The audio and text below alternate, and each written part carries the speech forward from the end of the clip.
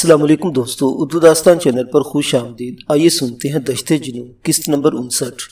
معزز سامعین، آپ سے امید کی جاتی ہے کہ ویڈیو کو لائک کریں اور چینل کو سبسکرائب بھی کر دیں، شکریہ۔ شبیر درانی 3 دن پنو اکل چھونی میں رہا۔ اس دوران الیاس نے کئی فوجی افسروں سے اس کی ملاقات کرائی تھی۔ ان میں ایک کرنل شاکر بھی تھا جس نے بڑی تفصیل سے اسے اس تعمیراتی پروجیکٹ کے بارے میں سمجھایا تھا جو کاغذی تیاریوں کے آخری مرحلے میں تھا۔ کرنل شاکر کے کہنے کے مطابق کاغذی تیاریاں مکمل ہوتے یہ منصوبہ GHQ بھیج دیا جائے گا جہاں سے ٹینڈر کال کیے جائیں گے۔ اس نے بھی شبیر درانی کو یہ مشورہ دیا کہ اگر وہ الیاس کے ساتھ مل کر اس پروجیکٹ کا ٹھیکہ حاصل کر لے تو کروڑوں روپے کما سکتا ہے۔ ان سب کی باتیں سن کر شبیر درانی کی رال ٹپکنے لگی تھی۔ اگر وہ الیاس کے اشتراک سے ٹھیکہ حاصل کر لے تو اس کے وارے نیارے ہو جائیں گے، لیکن اصل مسئلہ سرمایہ کی فراہمی کا تھا۔ حسینہ بیگم اسے کسی ایسے کاروبار کی اجازت نہیں دے گی جس کا اسے تجربہ نہ ہو۔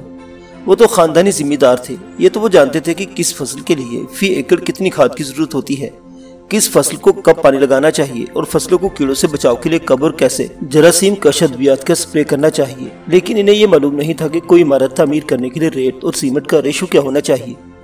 حسینہ بیگم اگر کسی طرح مان بھی جائے تو سرمایہ کی فراہمی کا مسئلہ پیدا ہو جائے گا۔ اس کے لیے زمین بیچنی پڑے گی اور اس کی ماں اراضی بیچنے کے لیے تو کسی طور پر بھی آمادہ نہیں ہوگی۔ دفتن شبیر کے ذہن میں ایک اور خیال آیا۔ کاچیلو کے پولیس افیسر کی طرف سے جاری کردہ نائلہ کی موت کا وہ تصدیق نامہ اس کی جیب میں تھا۔ یہ نائلہ کی موت کا تصدیق نامہ ہی نہیں بلکہ کاغذ کا یہ پرزہ اس کی خزانے کی کنجی تھی جس کے حصول کے لیے وہ خوار ہو رہا تھا۔ نائلہ کی موت ثابت ہو جانے کے بعد اس کی جائیداد حاصل کرنے میں دشواری پیش نہیں آئے گی۔ نائلہ کی جائیداد ملنے کے بعد وہ اس کی اراضی کا کچھ حصہ فروخت کر کے مطلوبہ سرمایہ حاصل کر سکے گا۔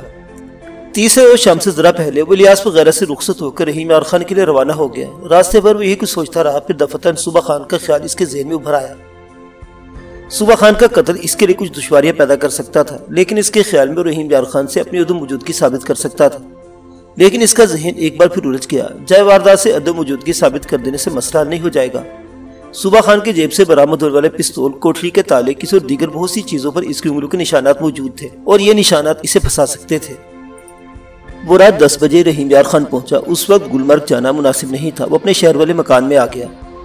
کیا صورتحال ہے بہاول؟ اس نے اندر داخل ہوتے ہوئے کہا۔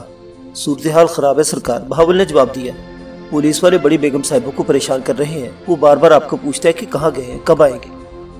کنویں سے ملنے والی لاش کس کی تھی؟ شبیر درانی نظریں چراتے ہوئے پوچھا۔ وہ صوبہ خان کی لاش تھی سرکار، بہاول نے جواب دیا۔ کمبخت پتہ نہیں مرنے کے لیے یہاں کیوں آ گیا تھا، مرنا تھا تو کہیں اور چلا جاتا۔ پولیس نے کسی کو پکڑا نہیں؟ شبیر درانی نے پوچھا۔ نہیں سرکار، بہاول نے جواب دیا۔ بیگم صاحبہ نے پولیس کو بتایا تھا کہ جس روز کنویں سے صوبہ خان کی لاش ملی تھی اس سے 1 روز پہلے شام کو دلاور کو اس طرف جاتے دیکھا گیا تھا، لیکن پولیس نے کھیتوں پر کام کرنے والے مزاروں سے پوچھا تو انہوں نے بیگم صاحبہ کے اس بیان کی تردید کر دی۔ ان میں سے کسی نے بھی دلاور کو نہیں دیکھا تھا۔ پولیس نے دلاور کو پکڑا تھا لیکن پھر چھوڑ دیا کیونکہ اس نے کہا تھا کہ وہ کئی روز سے سندھ گیا ہوا تھا۔ ٹھیک ہے، میرے لیے کچھ کھانے کا بندوبست کرو، بھوک لگ رہی ہے، شبیر درانی بولا۔ کھانا تو ہوٹل سے لانا پڑے گا سرکار، بہاول نے جواب دیا۔ کہیں سے بھی لے آؤ مگر جلدی، یہ لو۔ شبیر درانی نے جیب سے 100 روپے کا نوٹ نکال کر اس کی طرف بڑھا دیا۔ بہاول فوراً ہی باہر چلا گیا۔ شبیر درانی اپنے کمرے میں جا کر کپڑے بدلے اور منہ ہاتھ دھو کر دوبارہ ڈرائنگ روم میں آ کر بیٹھ گیا۔ تقریباً آدھے گھنٹے بعد بہاول کھانا لے کر آ گیا۔ شبیر درانی کھانا کھاتے ہوئے بھی اس صورتحال پر غور کر رہا تھا۔ وہ قریب کھڑے ہوئے بہاول کی طرف دیکھتے ہوئے بولا، میں بہت تھکا ہوا ہوں، تم گاڑی لے کر گلمرگ چلے جاؤ اور صبح ماجی کو یہاں لے آؤ۔ بیگم صاحبہ تو شہر میں ہی ہے سرکار، بہاول نے کہا۔ ملک صاحب کے بنگلے میں ہے، آج صبح آئی تھی۔ ملک صاحب کے بنگلے پر کیوں، یہاں کیوں نہیں آئی؟ شبیر درانی بولا۔ پتہ نہیں سرکار، بہاول نے ہولے سے جواب دیا۔ شبیر درانی نے کھانا ختم کرنے کے بعد ٹیلی فون اپنے سامنے رکھ لیا۔ ریسیور اٹھا کر ملک صاحب کا نمبر ڈائل کرتے ہوئے سوچ رہا تھا کہ ماں جی اپنے گھر آنے کے بجائے ملک صاحب کے ہاں کیوں ٹھہری ہوئی تھی۔ ملک اس کے والد کا دوست تھا، وہ اس شہر کا ایک بڑا کاروباری آدمی تھا، اس کا شمار شہر کے معززین میں ہوتا تھا، لیکن ماں جی اپنا گھر چھوڑ کر اس کے ہاں کیوں ٹھہری تھی؟ دوسری طرف گھنٹی بجنے کی آواز اس کی سماعت سے ٹکرا رہی تھی۔ تیسری گھنٹی پر کال ریسیو کر لی گئی۔ ملک صاحب، شبیر درانی نے ملک کی آواز پہچان کر کہا۔ میں شبیر درانی بول رہا ہوں، ماں جی آپ کے ہاں آئی ہوئی ہے، میں ان سے ضروری بات کرنا چاہتا ہوں۔ تم کہاں سے بول رہے ہو شبیر؟ ملک صاحب نے پوچھا۔ میں شہر میں ہوں اور گھر سے ہی بول رہا ہوں، مجھے ابھی بہاول نے بتایا کہ ماں جی آپ کے ہاں آئی ہوئی ہے، شبیر درانی نے کہا۔ ہولڈ کرو، میں بلاتا ہوں، ملک نے کہا۔ شبیر درانی ریسیور کان سے لگائے بیٹھا رہا۔ کچھ دیر بعد اس کی ماں کی آواز سنائی دی۔ تم کہاں ہو بیٹا، کب آئے ہو؟ تھوڑی دیر پہلے آیا ہوں، معاملہ کیا ہے ماں جی؟ آپ ملک صاحب کے ہاں کیوں ٹھہری ہوئی ہیں؟ شبیر درانی نے پوچھا۔ فون پر بات نہیں ہو سکتی بیٹا، تم یہاں آ جاؤ، حسینہ بیگم نے کہا۔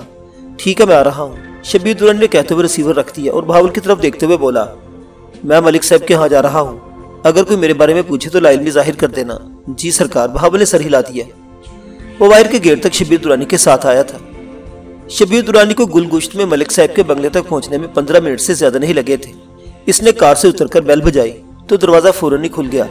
آئیے جناب، ملک صاحب آپ کا انتظار کر رہے ہیں، دروازہ کھولنے والے نوکر نے کہا اور اسے ڈرائنگ روم کی طرف لے آیا۔ ڈرائنگ روم میں ملک صاحب کے ساتھ حسینہ بیگم بھی موجود تھی۔ حسینہ بیگم کے چہرے پر تشویش اور افسردگی نمایاں طور پر دیکھی جا سکتی تھی۔ کیا ہوا ماں جی، کیا قصہ ہے؟ آپ اس قدر پریشان کیوں ہیں؟ شبیر درانی نے پوچھا۔ اب پریشانیوں کے سوا اپنے مقدر میں رہ ہی کیا گیا ہے، حسینہ بیگم نے جواب دیا۔ تمہارے جانے کے دوسرے دن کھیتوں والے کنویں سے انسپیکٹر صوبہ خان کی لاش ملی تھی۔ پولیس کو تم پر شبہ ہے، وہ بار بار تمہارے بارے میں پوچھ رہے ہیں۔ میں نے دلاور کو بھی تھانے بلایا تھا، لیکن تھوڑی دیر بعد اسے چھوڑ دیا گیا۔ پولیس اس کے بارے میں معلومات حاصل کر رہی ہے کہ جس روز صوبہ خان کی لاش دریافت ہوئی تھی، اس سے 1-2 روز پہلے وہ کہاں تھا؟ تو تم نے پولیس والوں کو یہ نہیں بتایا کہ میں کئی روز سے سندھ گیا ہوا ہوں؟ شبیر درانی نے کہا۔ میں نے تو یہی بتایا تھا، لیکن پولیس نے تمہارے اور دلاور کے بارے میں گاؤں کے لوگوں سے معلومات حاصل کی تھی۔ دلاور کے بارے میں تو سب نے یہی کہا کہ اسے عرصہ سے کسی نے نہیں دیکھا، لیکن تمہارے بارے میں کہا گیا کہ لاش ملنے سے 1 روز پہلے تم گاؤں میں تھے۔ اس طرح معاملہ کچھ پیچیدہ ہوتا جا رہا ہے، حسینہ بیگم نے کہا۔ اس میں پریشانی کی کوئی بات نہیں ماں جی، یہ کاغذ ثابت کر دے گا کہ میں یہاں موجود نہیں تھا۔ اس نے جیب سے کاغذ نکال کر ماں کو دکھایا۔ یہ کیا ہے؟ حسینہ بیگم نے الجھی ہوئی نظروں سے اس کی طرف دیکھا۔ نائلہ درانی کی موت کا تصدیق نامہ، جس پر کچیلو تھانے کے SHO کی مہر اور دستخط موجود ہے۔ اس کا مطلب ہے کہ پولیس نے نائلہ کی موت کی تصدیق کر دی ہے۔ کیا وہ واقعی مر چکی ہے؟ حسینہ بیگم نے پوچھا۔ کاغذ کا یہ ٹکڑا اس کی موت کی تصدیق کرتا ہے، جسے جھٹلایا نہیں جا سکتا، شبیر درانی نے جواب دیا۔ اس پولیس افیسر کے بیان کے مطابق نائلہ درانی ریگستان میں لاپتہ ہو گئی تھی۔ تلاش کے باوجود اس کا پتہ نہیں چلا تو اسے مردہ تسلیم کر لیا گیا۔ کاغذ کا یہ ٹکڑا دراصل اس خزانے کی کنجی ہے جسے ہم حاصل کرنا چاہتے ہیں۔ قانونی طور پر ہم اس کے وارث ہیں اور اس کی تمام جائیداد کے حقدار بھی ہم ہیں۔ بس 2-4 دن کی بات، اس کے بعد ساری پریشانیاں ختم ہو جائیں گی۔ بہت بڑی خوش فہمی میں مبتلا ہو تم، ملک صاحب نے پہلی بار ان کی گفتگو میں حصہ لیتے ہوئے کہا۔ اس کی نظریں شبیر درانی کے چہرے پر مرکوز تھی۔ میں قانون دان تو نہیں ہوں، لیکن جو حالات اور واقعات اب تک سامنے آئے ہیں ان سے یہ ثابت ہو سکتا ہے کہ تم لوگوں نے نائلہ کی جائیداد حاصل کرنے کی ہر ممکن کوشش کی۔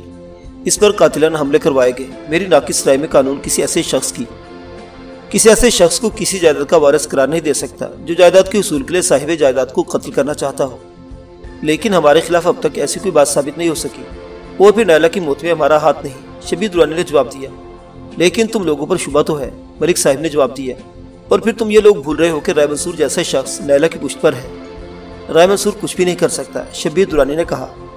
بہرحال کسی وکیل سے اس سلسلے میں مشورہ کر لینا چاہیے، ملک صاحب نے کہا۔ پورا صبح صادقہ بات کا وہ پولیس افیسر بھی تو آیا ہے۔ وہ کیا معاملہ تھا؟ کون پولیس افیسر؟ شبیر درانی نے سوالیہ نگاہوں سے ماں کی طرف دیکھا۔ سب انسپیکٹر ظہور، حسینہ بیگم نے جواب دیا۔ دلاور کے ایک دوست پارو نے اپنی بیوی کو قتل کر دیا تھا۔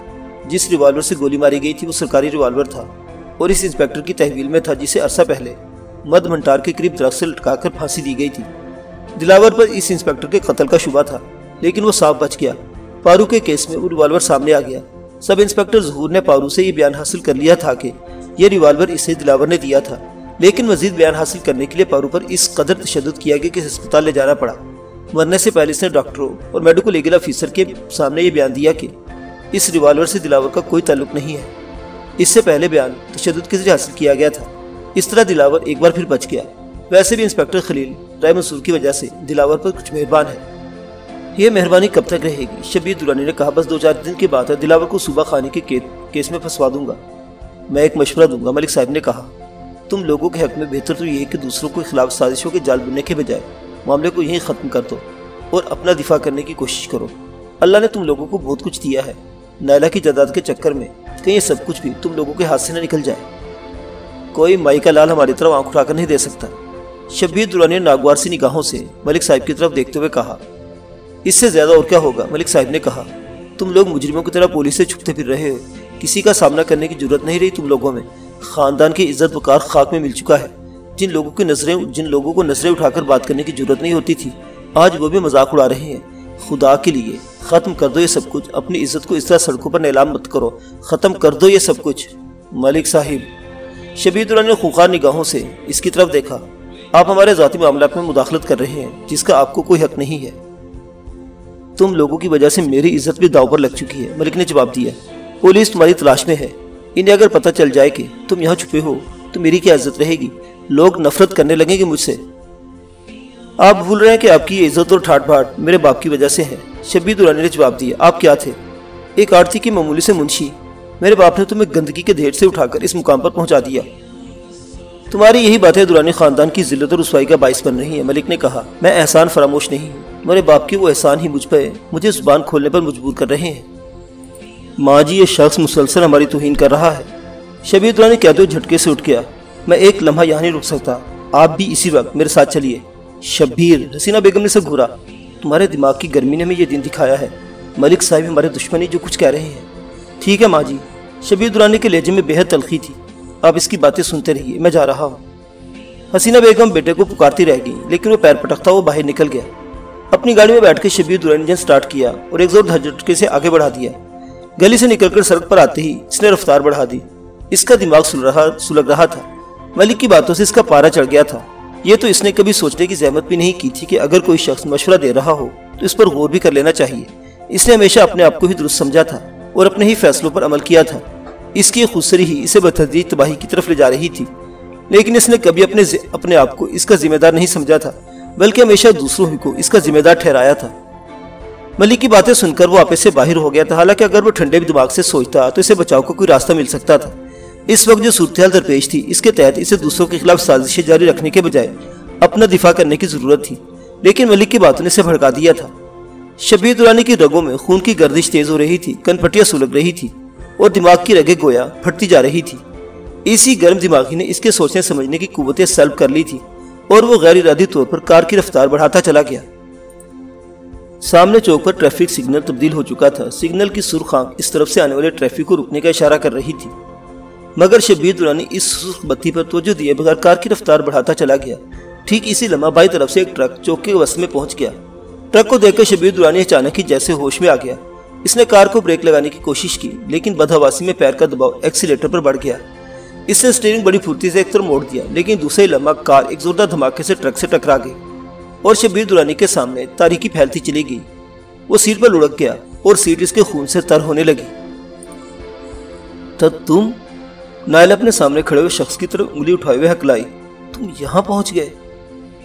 سلطان اور سسی بھی اسے دیکھ کر دم بخود رہ گئی۔ سسی کا چہرہ تو اس طرح سفید پڑ گیا تھا جیسے جسم کا سارا خون اچڑ گیا ہو۔ کیا بات ہے؟ تم لوگ مجھے اس طرح کی گھور رہی ہو؟ کون ہو تم لوگ؟ وہ شخص باری باری ان کے چہروں کی طرف دیکھتے ہوئے بولا۔ تم شاہ نواز؟ ارے ادی نہیں۔ مائی سکھن نے فوراً صورتحال کا اندازہ لگا لیا۔ یہ شاہ نواز نہیں ہے، رئیس کریم بخش کا چھوٹا بیٹا ہے، رئیس احمد علی۔ یہ یہاں کالج میں لڑکوں کو پڑھاتا ہے۔ نیلا کے منہ سے بے اختیار گہرا سانس نکل گیا۔ کتنی مشابہت تھی شاہ نواز اور اس شخص میں۔ وہ دونوں بھائی تھے، ان کی شکلیں ایک تھیں، مگر کردار میں کتنا فرق تھا۔ شاہ نواز شیطان کا پیروکار تھا اور یہ علم کی روشنی پھیلا رہا تھا۔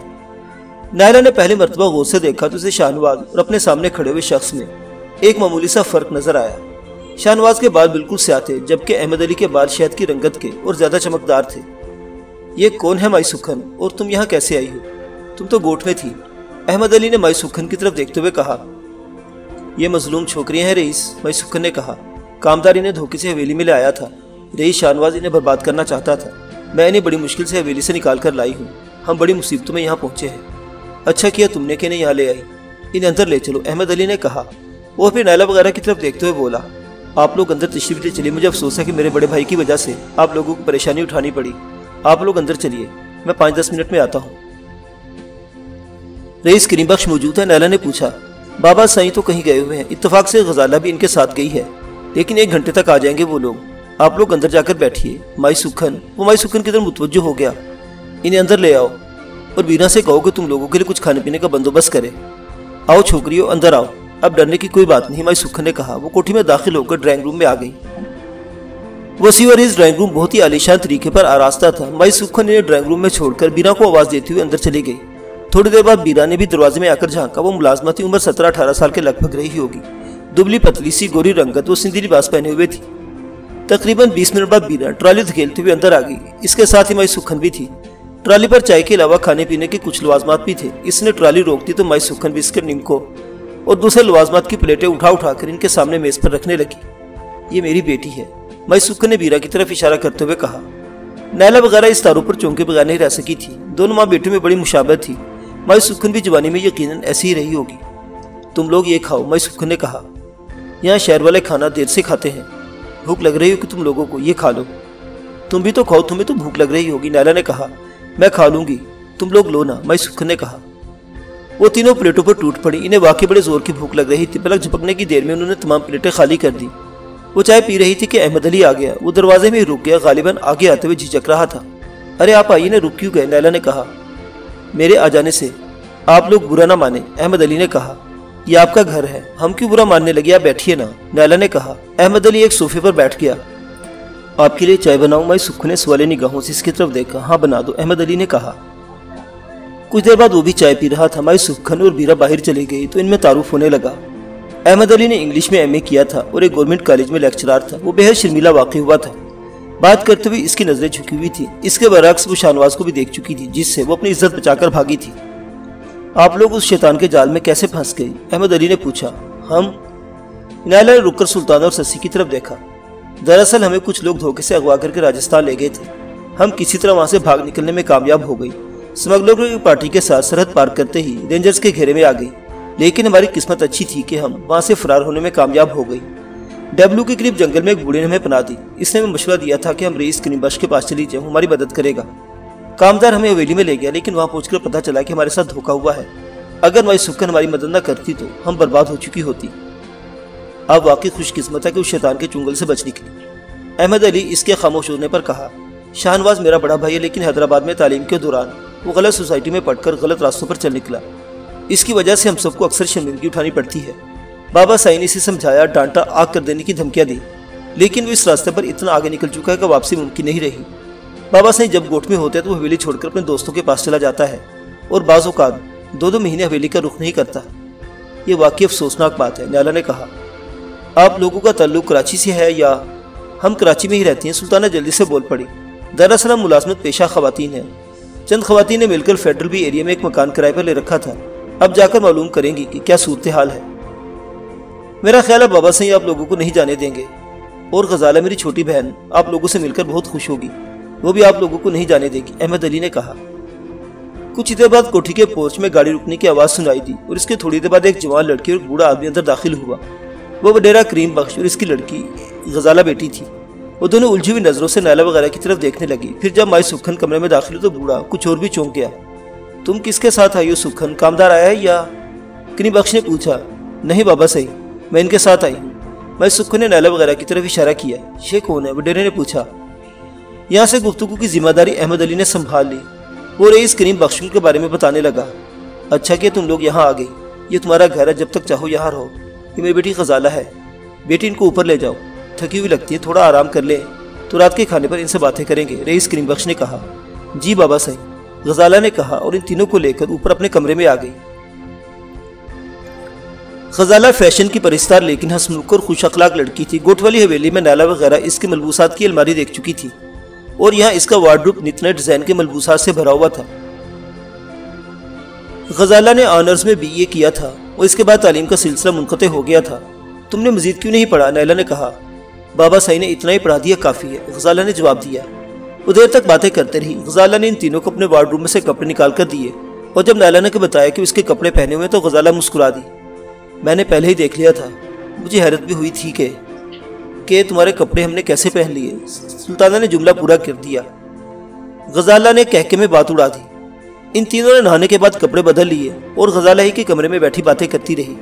9:30 بجے کے لگ بھگ وہ کھانا کھانے نیچے آ گئی۔ کھانے کے دوران وڈیرا کریم بخش ان سے پوچھتا رہا۔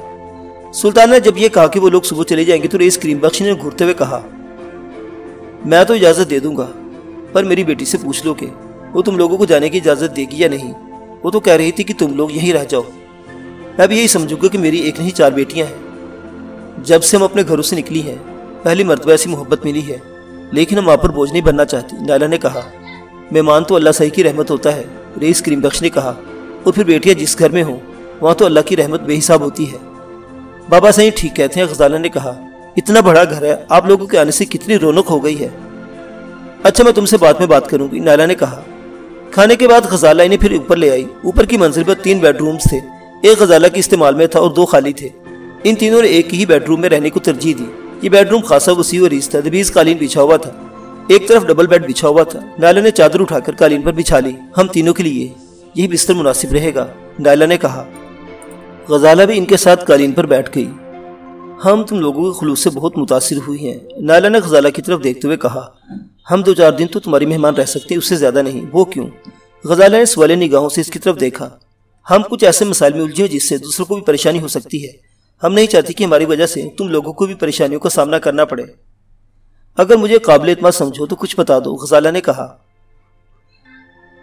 नायला चंद लम्हे खामोश रही और फिर गहरा सांस लेते हुए बोली, मैं रहीम यार खान की रहने वाली हूँ। मेरी जमीनें हैं, करोड़ों की जायदाद है, लेकिन अपनों की साजिश का शिकार होकर भागती फिर रही हूँ। वह चंद लम्हों को खामोश हुई, फिर अपने बारे में तफसील बताने लगी। आखिर में वो कह रही थी, यह सस्सी मेरी वजह से मसाइब का शिकार हुई।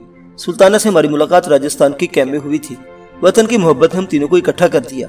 हमने अपनी जान को दांव पर लगाकर वो कैंप तबाह किया और यहाँ किस तरह पहुंची ये एक तवील कहानी है। हमारे पास इन तमाम दहशतगर्दों के नाम और पते मौजूद हैं जो राजस्थान के उस कैंप से ट्रेनिंग हासिल करके आए हैं। यहाँ आते मुझे हालात का कुछ अंदाजा हो गया है। दहशतगर्दी की वारदातें वही लोग कर रहे हैं, हम इन्हें रोकना चाहते हैं। कानून के ताउन से इन दहशतगर्दों का कलाकमा करना है। ऐसे हालात में तुम लोगों को यहाँ रहना और भी जरूरी हो गया है, गजाला ने कहा। कम से कम कोई ऐसी जगह तो हो जहाँ तुम लोग महफूज रह सको। बाबा साहिब और भाई अहमद अली इस हिस्से में तुम लोगों की हर किस्म की मदद करेंगे, लेकिन हमें तुम्हारे बड़े भाई की वजह से तरफ से खतरा है, नायला ने कहा। वो यहाँ नहीं आता, गजाला ने कहा। तुम लोगों को उससे डरने की जरूरत नहीं। ठीक है, 1 आध दिन बाद फैसला कर लेंगे, नायला ने कहा। इसके बाद वो दूसरे मौजू पर बात करने लगी। वो रात के पिछले पैर तक बातें करती रही, फिर गजाला भी वहीं सो गई। नायला ने सुबह सबसे पहले आईजी फोन पर राब्ता कायम किया। कल इसके पीए ने रिसीव की थी। आईजी साहिब मीटिंग में है, आप पैगाम दे दीजिए। पैगाम नहीं दे सकती, मैं खुद बात करना चाहती हूँ। मामला कौमी सलामती का है, आप उनसे मेरी बात करवाइए। मेरा नाम नायला है। मैं चंद रोज पहले राजस्थान में भारतीय इंटेलिजेंस एजेंसी रॉ के कैंप से इन्हें कुछ इत्तलात फराहम की थी और उन पर कार्रवाई भी हुई थी। ओ मिस नायला, इस मरतबा पीए की चौंकती हुई आवाज सुनाई दी। आप होल्ड कीजिए, मैं साहिब से बात कराता हूँ। तकरीबन 1 मिनट खामोशी रही, फिर पीए की आवाज सुनाई दी। मिस नायला बात कीजिए, साहिब लाइन पर है। कुछ ही देर बाद आईजी की आवाज सुनाई दी। मिस नायला, आप खैरियत से हैं? मेरा मतलब है आपका राज। हम बिल्कुल खैरियत से हैं सर, नायला ने कहा। आपने जो इत्तलात फराहम की थी इसके लिए हुकूमत पाकिस्तान आपकी बेहद शुक्रगुजार है। अगर वतन से मोहब्बत का जज्बा हर शख्स के दिल में हो तो दुश्मन हमारी सरहदों की तरफ आंख उठाकर भी नहीं देख सकता। आपका जज्बा हुब्बुल वतनी और जुर्रत काबिल दाद है। वतन से मोहब्बत का जज्बा हर शख्स के दिल में मौजूद है। पाकिस्तान के हर बशिंदे को अपनी सरजमीन से बड़ी मोहब्बत है। चंद लोग ऐसे हैं जो महरूमी और नाइंसाफियों की वजह से दुश्मनों के आला कार बन जाते हैं, लेकिन इन्हें भी राह रास्त पर लाया जा सकता है, नायला ने जवाब दिया। आपके जज्बात काबिल तारीफ है मिस नायला, आईजी ने कहा। मेरा ख्याल है आप कोई खास बात करना चाहती हैं। यस सर, नायला ने कहा। अंदरून सिंध सरहद के करीब काचीलो और बख्शरी लशारी नामी कस्बे हैं। उन इलाकों का रहने वाला एक हिंदू सेठ भारतीय इंटेलिजेंस एजेंसी रॉ का एजेंट है। सूबा खान नामे एक पुलिस इंस्पेक्टर भी इसके साथ गैर कानूनी सरगर्मियों में मुलविस है। ये हिंदू सेठ पाकिस्तानी नौजवानों को ब्लैक मेलिंग के जरिए अपने जाल में फांसकर दहशतगर्दी की तरबियत की राजस्थान भेजता है। ये हिंदू सेठ स्मगलिंग से भी मुलविस है। अब इसका नाम पता नोट कर लीजिए। नायला इस हिंदू सेठ का नाम और पता बताने लगी जिसने इसे और सस्सी को भारत स्मगल करने की कोशिश की थी। इंस्पेक्टर सूबा खान को दिलावर नामी एक नौजवान की रिपोर्ट पर तहकीकात के बाद मुअत्तल किया जा चुका है। वो फरार हो चुका है, लेकिन जल्दी से गिरफ्त में ले लिया जाएगा। इस हिंदू सेठ के बारे में आप मुतमईन रहिए, 1 आध रोज में इसका बंदोबस्त हो जाएगा। दिलावर? नायला के मुंह से बेख्तियार निकला। आप अपना ख्याल रखिए मिस नायला, आईजी ने कहा। दुश्मन के इलाके में रहकर अपने वतन की सलामती के लिए ऐसी सरगर्मियां आप किसी वक्त भी। इस वक्त मैं अपने वतन की सरजमीन पर हूँ सर, नायला ने कहा। राजस्थान का वो कैंप तबाह करने के बाद हम वहाँ। ओह, आईजी साहब चौंक गए। वो कैंप आपने तबाह किया था? यस सर, मेरे साथ 2 और पाकिस्तानी लड़कियां भी हैं। हम इस वक्त कराची में हैं, नायला ने जवाब दिया। ओह, आईजी साहब ने कहा। क्या आप मेरे दफ्तर आ सकती हैं? हम इन दुख्तरान पाकिस्तान को देखना चाहते हैं जिन्होंने दुश्मन की सरजमीन पर यह अजीम कारनामा सर अंजाम दिया। मुनासिब वक्त आने पर हम आपके सामने पेश हो जाएंगी और अन करीब आपसे दोबारा राब्ता करूंगी। उस वक्त तक के लिए खुदा हाफिज, नायला ने कहते हुए रिसीवर रख दिया। गजाला भी फोन पर नायला की गुफ्तगू सुन रही थी। नायला की बातें सुनकर गजाला के चेहरे पर हैरत के तासुरात फैलते जा रहे थे। वो सारा दिन यूं ही गुजर गया। शाम को सब लोग दोबारा चाय बैठे पी रहे थे कि बाहर 3-4 गाड़ी रुकने की आवाज सुनाई दी। इसके फौरन ही बाद वडेरे का नौकर दौड़ता हुआ अंदर आ गया। वो बुरी तरह बदहवास हो रहा था। बाबा साईं, वो डेरे की तरफ देखते हुए बोला, पुलिस बंगले को घेरे में ले रही है, इनके साथ रही शाहनवाज भी है। नायला के हाथ में पकड़े हुए कप से चाय छलक गई। इसने सुल्तान और शशि की तरफ देखा, इनके चेहरे भी धुआं हो रहे थे। चंद ही सेकंड बाद भारी कदमों की आवाज सुनाई दी, फिर धड़ से ड्राइंग रूम का दरवाजा खुला और एक इंस्पेक्टर और 3-4 दीगर पुलिस एहलकार राफले ताने अंदर दाखिल हुए। उनके साथ शाहनवाज भी था। ये हैं वो तीनों जासूस लड़कियां इंस्पेक्टर, जो सरहद पार करके फरार हुई थी। शाहनवाज ने इन तीनों की तरफ इशारा किया। तुम तीनों जेरे हिरासत हो, इंस्पेक्टर ने कहा, कोई हरकत मत करना। नायला के मुंह से बेख्तियार गहरा सांस निकल गया। इसने वडेरा करीम बख्श की तरफ देखा। वो बेहिस हरकत बैठा शाहनवाज की तरफ देख रहा था। नायला शशि और सुल्ताना उठ खड़ी हो गई और कुछ ही देर बाद वो पुलिस के घेरे में बंगले से निकल रही थी। मुअज़्ज़िज़ सामीन किराम, नायला दुरानी की ये कहानी अभी जारी है। बकिया वाक़ियात अगली किस्त में देखते रहिए उर्दू दास्तान। अल्लाह हाफिज़।